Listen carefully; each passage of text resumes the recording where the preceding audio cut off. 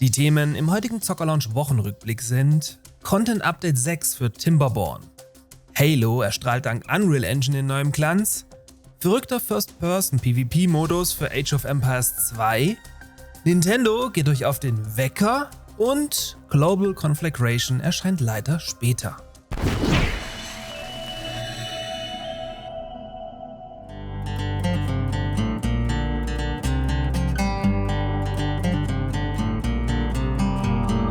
Der Biber-Simulator Timberborn hat sich über die Jahre zu einer wahren Erfolgsgeschichte entwickelt.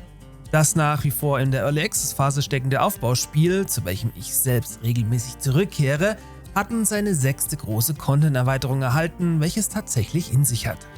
So ergänzt das Update unter anderem eine 3D-Wasserphysik, wodurch sich bautechnisch ganz neue Möglichkeiten ergeben und sich dadurch Aquädukte im Wasser oder ganze Unterwasserstädte errichten lassen. Durch neue automatisierte Schleusen lassen sich Flüssigkeiten bequemer umleiten, sowie durch neue Überhänge und vertikale Stromschächte noch deutlich weiter in die Höhe bauen. Dazu fügen fraktionsspezifische Wunder Endspielziele samt Belohnungen hinzu, welche auf den komplett runterneuerten Karten zum Neustart einladen sollen.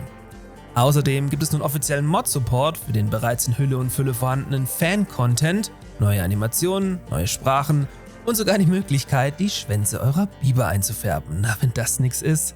Bei meinem Partner Instant Gaming könnt ihr euch jedenfalls Timberborn daher für ca. 20 € mitnehmen.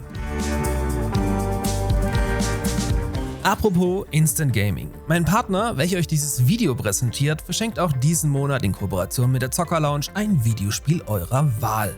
An dieser Stelle ganz viel Spaß mit Space Marine 2 an Marcel aka Rinka Shimikuta, welcher hier im letzten Monat abgeräumt hat. Um mitzumachen, benötigt ihr lediglich einen kostenlosen Instant Gaming Account und dann einen Klick auf den Teilnehmen-Button. Der Link zum Gewinnspiel ist wie immer in der Videobeschreibung sowie oben im i. Viel Erfolg! Ach ja, mit einem Kauf über meinen Partnerlink spart ihr nicht nur ganz viel Geld, sondern unterstützt auch gleichzeitig diesen Kanal und solche Videoformate. Vielen Dank also auch an dieser Stelle von mir, dass das Angebot so gut angenommen wird.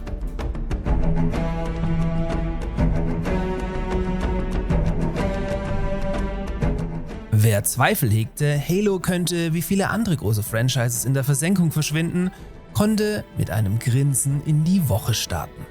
Denn Entwickler 343 Industries, der sich in diesem Zug auch gleich in Halo Studios umbenannte, gab am Montag offiziell bekannt, die alte Halo Slipspace Engine in Rente zu schicken und vollumfänglich auf die Unreal Engine 5 umzusteigen. Neben ersten Bildern zum nächsten Halo-Titel haben fundierte Fans auch direkt ausgemacht, dass es sich dabei wohl um ein Remake von Halo 3 handeln muss. Naheliegender ist allerdings, dass nun mit einem extremen Grafik-Overall alle Titel nach und nach neu veröffentlicht werden, wovon natürlich vor allem die ersten Teile profitieren sollten. Die aktuelle Master Chief Collection, welche alle bisher erschienenen Teile beinhaltet, könnt ihr euch bei Instant Gaming für 14 € mitnehmen.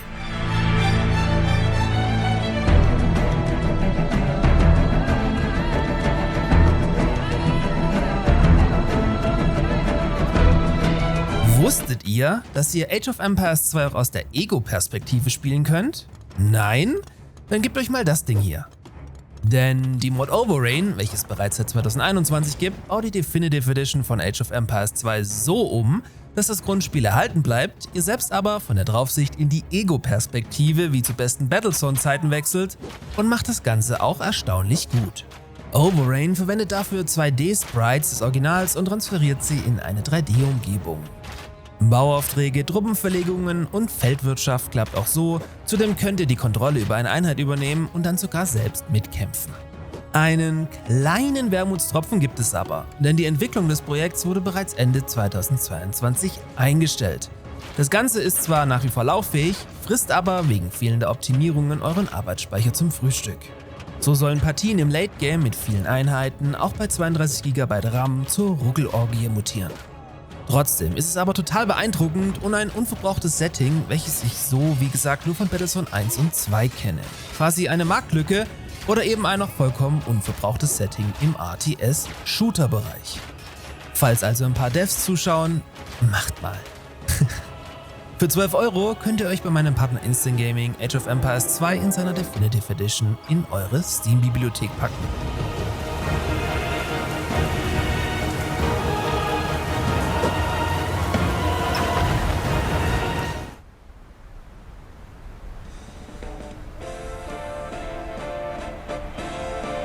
Oh, hörst du das? Das ist der Wecker. Aktuell warten ja gefühlt alle auf den ersten Teaser zur Nintendo Switch 2. Und wenn vermeintlich eigentlich auch schon alles dazu geleakt wurde, ich habe berichtet, hält sich Nintendo nach wie vor bedeckt.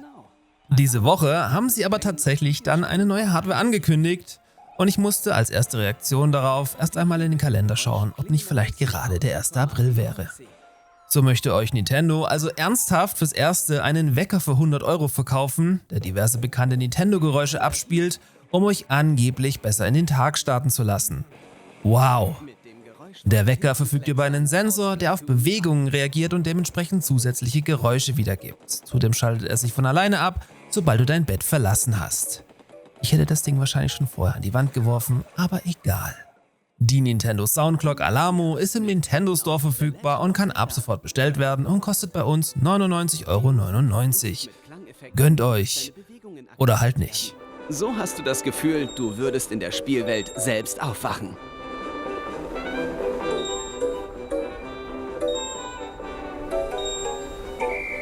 Und wenn du aus dem Bett steigst?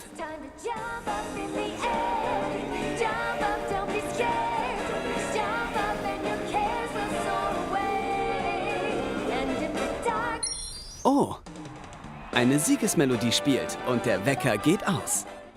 Zum Abschluss dann noch eine traurige, aber absehbare Meldung. Das vom guten alten CNC Generals inspirierte Global Conflagration startet nicht mehr wie ursprünglich versprochen dieses Jahr in den Early Access.